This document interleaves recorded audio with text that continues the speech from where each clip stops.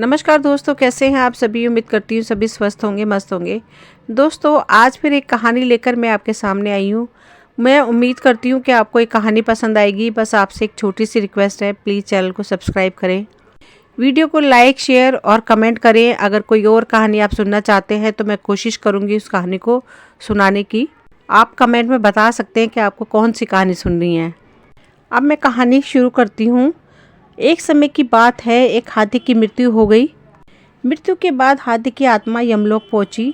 तब वहां पर हाथी के कर्मों का लेखा जोखा निकाला गया तो पाया गया कि हाथी अपने जीवन में काफ़ी अच्छे से रहा है।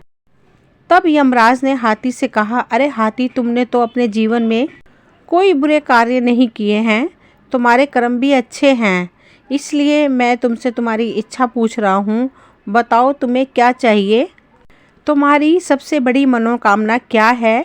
यमराज जी, अगर वाकई में आप मेरे कर्मों से प्रसन्न हैं और अगर मेरा दूसरा जन्म होना है तो मुझे किसी भी जीव में जन्म दे दीजिए, लेकिन मेरे ऊपर किसी मनुष्य का अधिकार ना हो।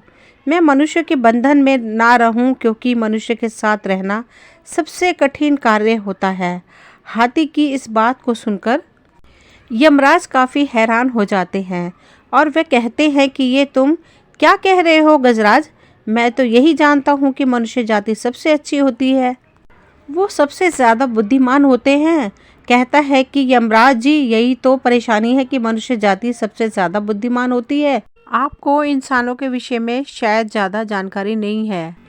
कैसी जानकारी नहीं है मुझे? तुम खुद देखो, यहाँ पर कितने मनुष्य खड़े हैं। उन्हें उनके कर्मों के अनुसार जो मिले उसे बिना किसी परेशानी के स्वीकार करते हैं। ऐसे में हाथी कहता है कि महाराज, मतलब आपको अब तक किसी जीवित इंसान से पाला नहीं पड़ा है।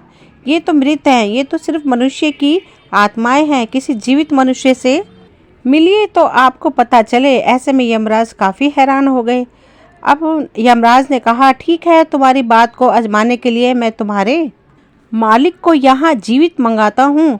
अगर तुम्हारी बात सत्य निकली तो तुम जो कहोगे मैं वैसे ही करूँगा, लेकिन अगर तुम्हारी बात गलत साबित हुई तो तुम्हें वापस उसी मालिक के पास जाकर रहना होगा जहाँ तुम पहले थे। हाथी ने अब यमराज की शर्त मंजूर कर ली।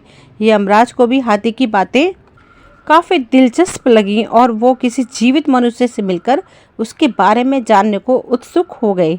उन्होंने अपने यमदूतों को आदेश दिया, जाओ, जाकर इसके मालिक को जीवित ले आओ। यमराज की आज्ञा मानकर चरमयाम दूध हाथी के मालिक को लेने धरती पर पहुंच गए। लेकिन अब उनके सामने परेशानी यह थी कि जीवित मनुष्य को लेकर जाए तो जाए कैसे। यमराज की आज्ञा मानकर चार यम हाथी के मालिक को लेने धरती पर पहुंच गए, लेकिन अब उनके सामने परेशानी यह थी कि जीवित मनुष्य लेकर जाए तो जाए कैसे।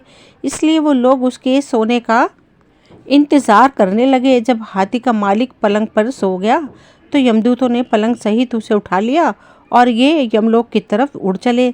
थोड़ी देर बाद जब हरिलाल की नींद खुली तो उसने खुद को आसमान में उड़ते हुए पाया।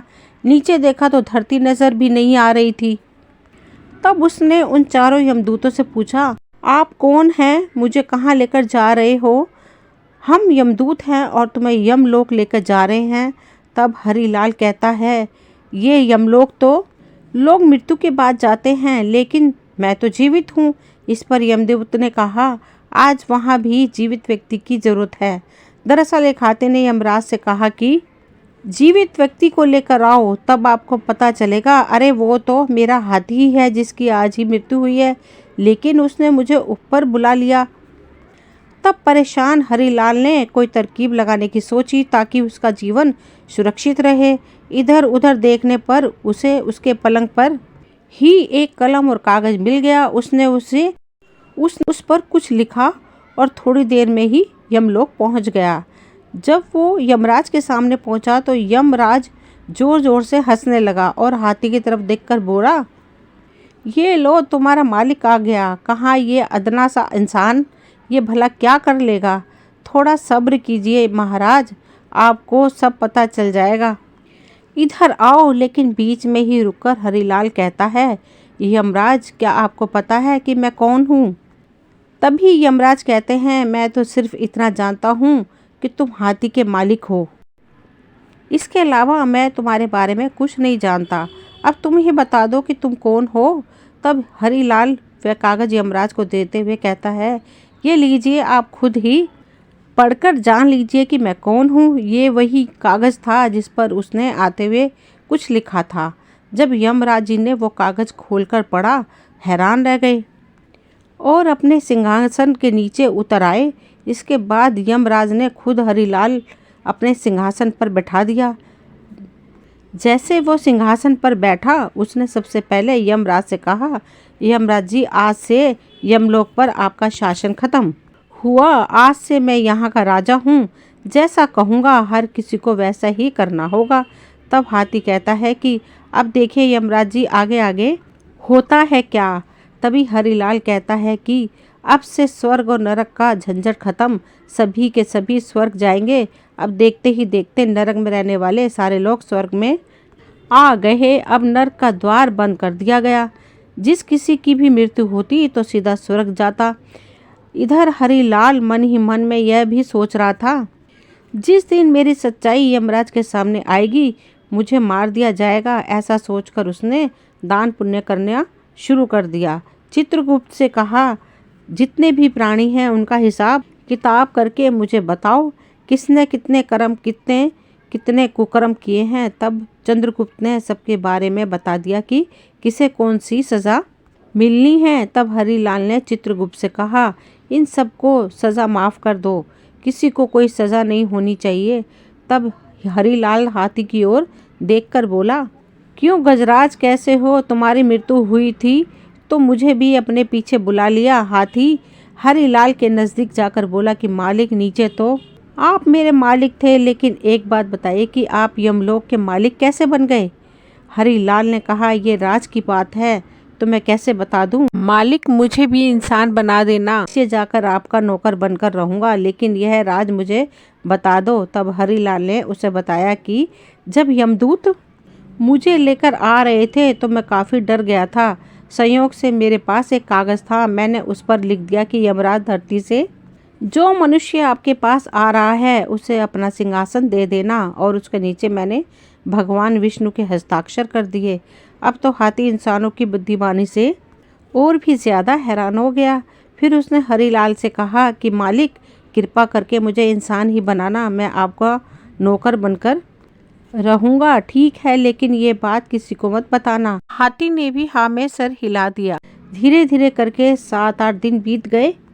स्वर्ग में लोग बढ़ते जा रहे थे, नरक बंद था। कुछ ही दिनों में पूरे देवलोक ने ये बात फैल गई कि अब नरक का अस्तित्व खत्म हो चुका है। उधर भगवान सोच में पड़ गए कि यमलोक में ऐसा कौन आ गया है जिसने मेरे सारे नियमों को तोड़ने का काम किया है। आखिर कौन है वो जिसने सारी व्यवस्था को तहस नहस कर दिया है। यह सोचकर भगवान विष्णु स्वयं यमलोक में आए और उन्होंने देखा कि यमराज यमलोक के द्वार के बाहर बैठे हैं। तब विष्णु भगवान ने उनसे पूछा, यमराज, तुम बाहर बैठे हो तो यमलोक को कौन चला रहा है? भगवान, ये आप क्या कह रहे हैं? आपने ही तो इंसान को मेरे स्थान पर नियुक्त किया था, और अब आप भी इस तरह से अनजान बन रहे हैं। उसने मुझे कागज़ दिया था जिसमें साफ साफ लिखा था कि मैं उसे यमलोक का सिंहासन दे दूं, और उस पर आपके हस्ताक्षर भी थे। आपको यकीन नहीं होता है तो ये देखिए। भगवान विष्णु ने कहा, मैंने इंसान को यमलोक में नियुक्त किया है? मैंने तो ऐसा कभी नहीं किया। कौन है वो?